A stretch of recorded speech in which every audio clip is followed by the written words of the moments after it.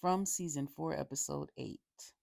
It starts with them seeing Roger, the aftermath of Roger. It's the next morning, and Donna tells Boyd that Elgin was the one who killed Roger, and for some reason, Boyd was surprised. And of course, there's Sophia asking questions.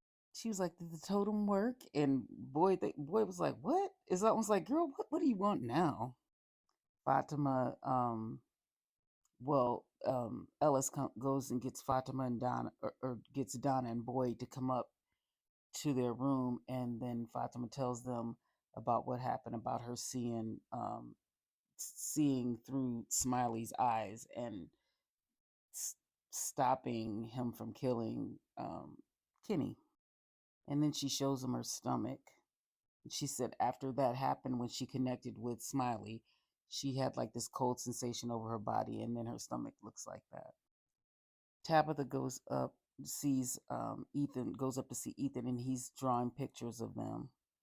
She asks him why, and she said because Victor said you need to draw pictures to remember people, um, and so that he won't forget them when he's alone. Because Victor told him, that he's probably going to be there by himself because every time the man in yellow comes, everybody dies and he's alone, or it's something because Tabitha and Jade showed up, and Tabitha showed up with a boy and a girl, just like his mom did. Look at Jade, the picture of Jade. So Boyd goes to check in on Jade, making his map of the tunnels, and he's asking him why he's making it like that. Why doesn't he just draw a map? And they get into it. Boyd's just frustrated, and he tells him, "You can This isn't going to work because there's only one way out of the tunnel, one way in, so they'd be trapped down there, and he needs to figure something else out." And Jade's getting pissed because he's been working hard, and it's like Ellis keeps pushing back on everything he suggests. So, so Jade says, "Oh, so why don't I just create some kind of balloon and fly us out of here?" And Boy was like, "Okay." And he told him something else, and Jade asked him, "Well, what do you want me to do? How do you want me to figure this out?" And Boyd was like, "I don't know. You're the genius." Like, everybody's just frustrated. But remember, Sophia said this is the part where they tear themselves apart. So Boyd leaves, and Kenny runs after him, and he's like, "Well, what are we supposed to do?" And while he's talking to Boyd hears a gunshot. So Boyd's freaking out, and Kenny's like, "Are you okay?" And Boyd's like, "Yeah." He keeps trying to hide the fact that he's hearing things, seeing things. Henry goes into the diner, and he asks the bus driver, because I don't remember her name. He asks her if he can help, and he was like, "I've been drinking a lot. I think because he's been seeing things too. So he's like, I've been drinking a lot, and he just wanted to keep busy." And then the little jukebox turns on, and she tells him, "Don't worry, you'll get used to that." But it's the same song that came on the tape that was stuck in his car when Tabitha showed up at his house. It's the same song. They're out there burning poor Roger. I don't know. I wonder if this scene is going to mean anything, but it happened. It was kind of random, but there's that.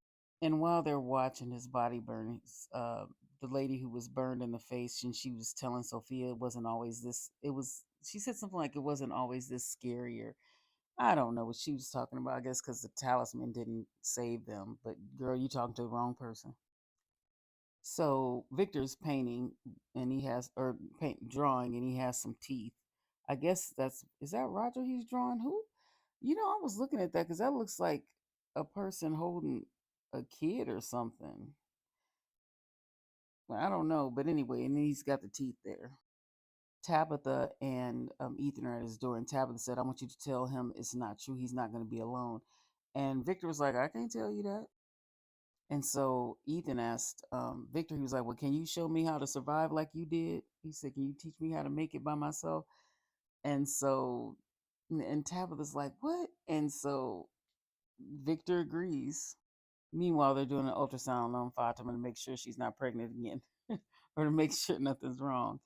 And they said, Marielle said, "I don't see anything. Everything seems to be fine." But Elgin was like, all due respect, you didn't see that thing that was in her either. He said baby though. He didn't see that either. Tabitha asked if she's gonna turn into one of those things. She was like, y'all said they were human before. Am I gonna turn it into one of those? And Marielle was like, well, maybe this is a good thing because you saved Kenny.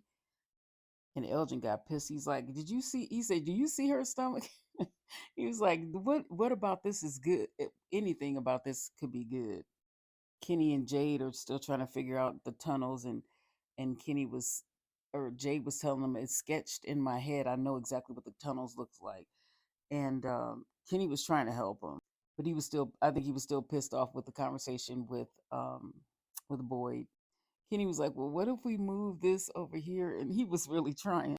Jay was like, "Kenny, I say this with love, but you being here is not helping. Basically, you getting on my nerves." And Kenny was like, "Okay, I'm the problem." That part was kind of funny. So Kenny leaves, and Jade basically throws a tantrum and just tears everything up. Right, which I don't blame him because he's trying hard, and Boyd keeps shutting him down. Boyd is at the clinic, and he tells Christy that he's been lying to her and that he has been seeing things, and he told her about his wife's hand coming out of the ground and all this, and so she wanted to check him out. Meanwhile, Miss, every time she shows up, excuse anybody home, or is, I don't mean to be a bother, but so she's at the sheriff's station and she's like looking for Boyd, but not looking for Boyd, just making sure he's not there. She finds what she's looking for. I'm like, okay, here we go. Got that yellow suit. And then she comes back home, and Sarah's like, "Where have you been? You can't be leaving if we're going to live together." And Sarah asks her what's in the bag, and she gets off the topic. She feeds her some line about wanting some clothes and not wanting to wear dead people's clothes, whatever. But Sarah ends up going. She's going to help the others, and Sophia goes in the house. Victor, they're at the little place where he's showing Ethan where he'll live when everybody dies. And he's telling him it used to be full of peaches. That's why he was wanting those peaches on the, what was the first episode when he's talking about those canned peaches. He said it used to be peaches, full of, this whole truck used to be full of peaches. And he's telling him he has to find things to talk to, like the boxes and stuff. And, and Tabitha just she's like, oh, what are we? What does it come to? But she knows she has to go with Ethan to deal with this stuff. But she is just over it. And then he tells him, because he was talking to boxes, he said it won't be that hard for you. He said, I found something better for you. So he got this thing, he made a doll that he put clothes on to be his mom and then his sister and Eloise. And so he said he talked to them and he was like, but you can make this, your mom. And at that point Tabitha was like, okay, enough, we're done. And Victor was looking like, bitch, you the one told me to come show to come show him what was going on and how he should survive. Tabitha tells Ethan he won't have to be alone. And then Victor was like, that's what my mom said too. I was like, dang, Victor. So back at the diner, Henry's cutting up vegetables. The bus driver drops a whole tray of utensils, and that triggers something that sends Henry back to his hallucination. So he's laying in the hospital bed, and then the boy that's supposed to be Victor's son had dropped a tray of food, and so that's how that linked. But my question is, if he's been in some sort of coma, who's eating the food? Like, that wasn't his tray of food. He's not eating anything. Victor comes in and he's like, Dad, you're awake, and he starts telling him about Eloise and how what happened to him with the acid trip, and that he's been like this for some time. And then Henry snaps out of it and he leaves. He's like, I gotta go. So Tabitha's packing her bags to go back to the clinic because they want to keep her under observation. And Ellis wants to go with her because he's worried about her. And he was trying to tell her he knows how she feels. And she's like, you can't possibly know how I feel.